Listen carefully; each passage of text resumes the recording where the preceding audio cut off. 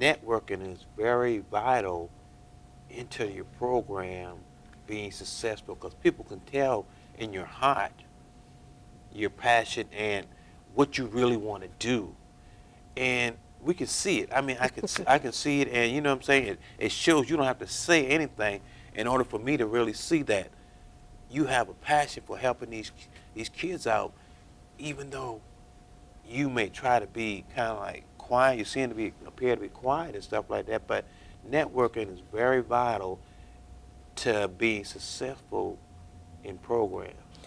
It is. I get a joy from what I do. I love it, and the kids love me. I'm in Gastonia now. It's 43 kids that we have, and I'll tell you, if I don't come for a day because I'm sick and I go down there, those kids just be like, Miss Nicole, where you was at? Why you didn't come today? What happened to you yesterday? And they looking for me, and they running out. So I get a joy when the kids are just like coming to me, and they start from age 5 to 16, and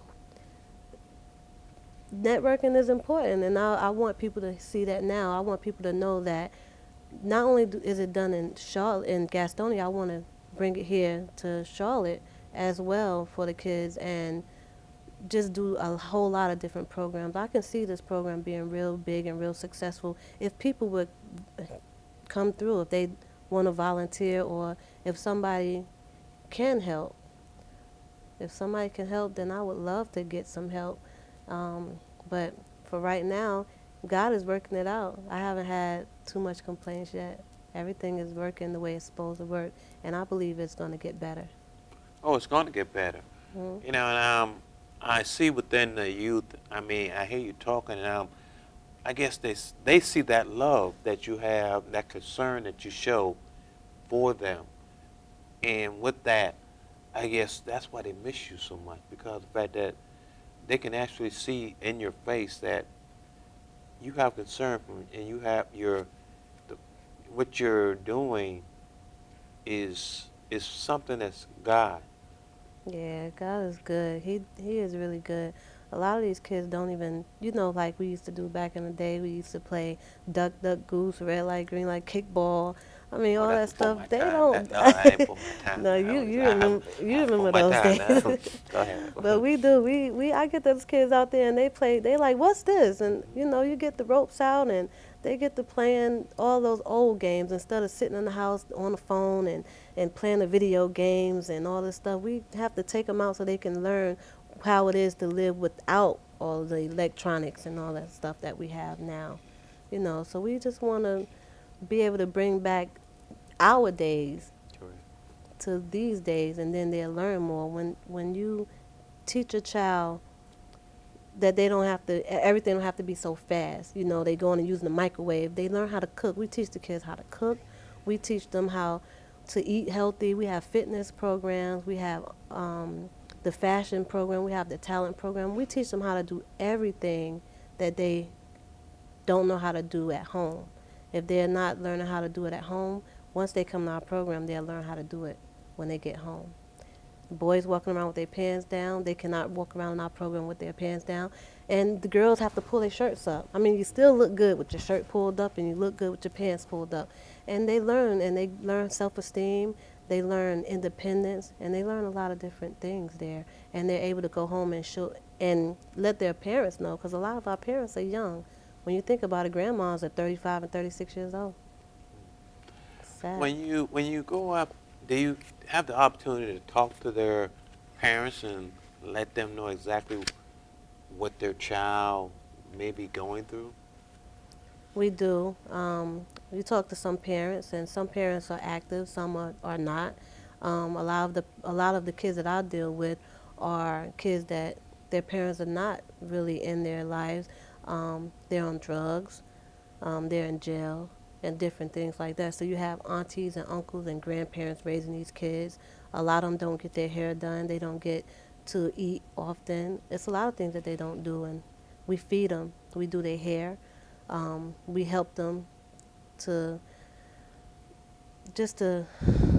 It's hard when I speak about it because when I see these kids, it's like 7 of them, and they all got different fathers. All of the dads, they have all of their dad's last name. So when I'm thinking like, okay, I got 7 kids and I'm picking them up for 6 months, I thought they were cousins. They are all brothers and sisters, and they all have their dad's last name. Every last one of them have a different last name.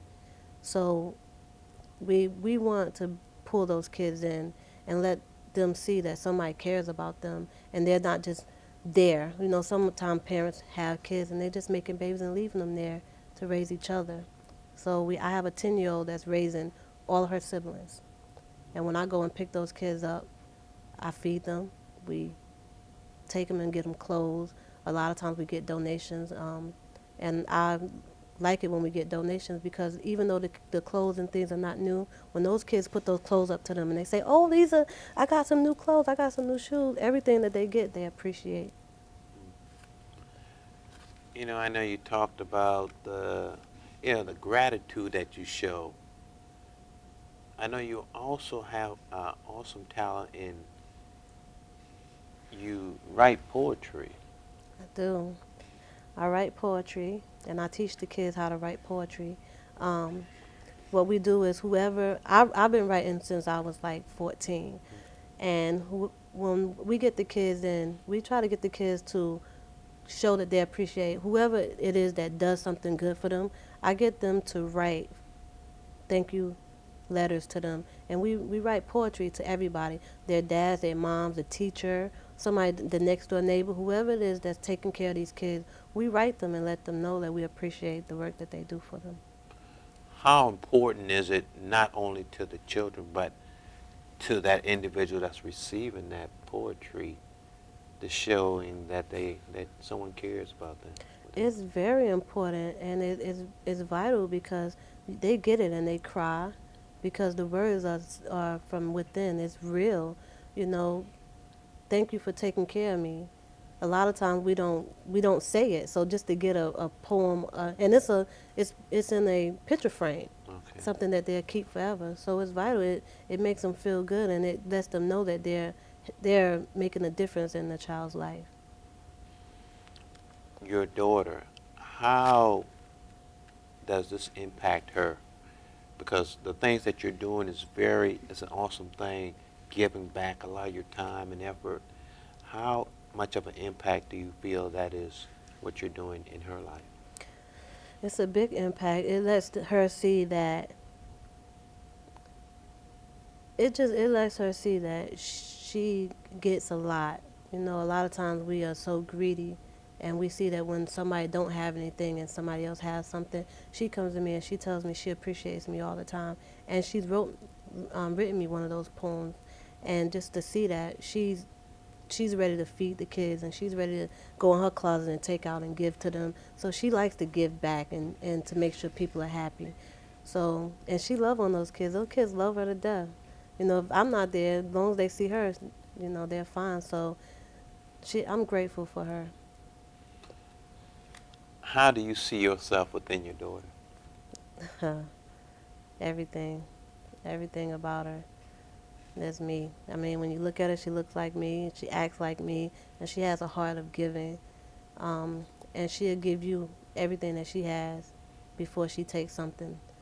You know, if she has it, you got it, and she won't take half of it. She'll give it all to you, and that's what I love about her. She's like her mom. Just like her mom, huh? Yeah. Do y'all tell each other we love each other, or you know what I'm saying? Because sometimes that is a word that we we really frown from saying to one another, but really that means a lot to the individual. We tell everybody that we love them. We tell each other all the time. Every time you talk on the phone and get off, if I meet you in the streets, and you know, not only do we love you, but God loves you, and a lot of people needs to know that. And when we say we love you, it does mean me and God. So we teach the kids how to say it too. So the kids know how to say it. The kids know a lot about what to do. And I really want to make it big in Charlotte because it's a need here for our kids to understand this as well. If we wanted to get in contact with you, how are we going about doing that?